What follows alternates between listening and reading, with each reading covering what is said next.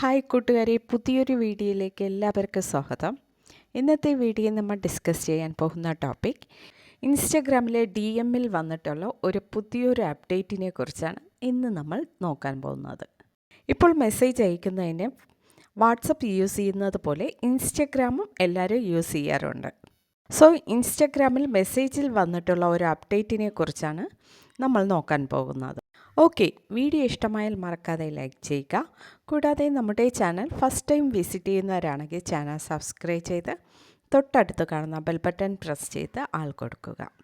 Okay, വീഡിയോയിലേക്ക് കിടക്കാം. ഇതിനായി ഫസ്റ്റ് നമ്മൾ ഇൻസ്റ്റഗ്രാം ഓപ്പൺ ചെയ്യുക. ഇൻസ്റ്റഗ്രാം ഓപ്പൺ ചെയ്തതിന് ശേഷം ഒരു ചാറ്റ് ഇൻ്റർഫേസ് ഓപ്പൺ ചെയ്യുക.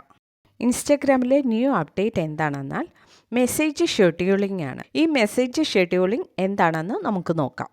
ചാറ്റ് ഇൻ്റർഫേസ് ഓപ്പൺ ചെയ്തതിന് ശേഷം അതിലൊരു മെസ്സേജ് ടൈപ്പ് ചെയ്യുക. നെക്സ്റ്റ് ഷെയർ ഓപ്ഷനിൽ ലോങ് പ്രസ് ചെയ്യുക. ഇപ്പോൾ ഇങ്ങനെ ഒരു ഇൻ്റർഫേസ് കാണാൻ സാധിക്കും.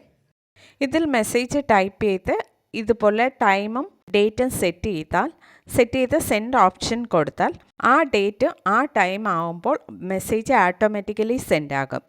നമ്മുടെ ഫ്രണ്ട്സിൻ്റെ ബർത്ത്ഡേ വരുമ്പോൾ ഇൻസ്റ്റഗ്രാമിൽ ഇതുപോലെ മെസ്സേജ് ടൈപ്പ് ചെയ്ത് ടൈമും ഡേറ്റും ഷെഡ്യൂൾ ചെയ്ത് സെൻഡ് ചെയ്യുകയാണെങ്കിൽ ആ ടൈമും ഡേറ്റും വരുമ്പോൾ നമ്മുടെ ഫ്രണ്ടിന് മെസ്സേജ് ഓട്ടോമാറ്റിക്കലി റിസീവ് ആകും.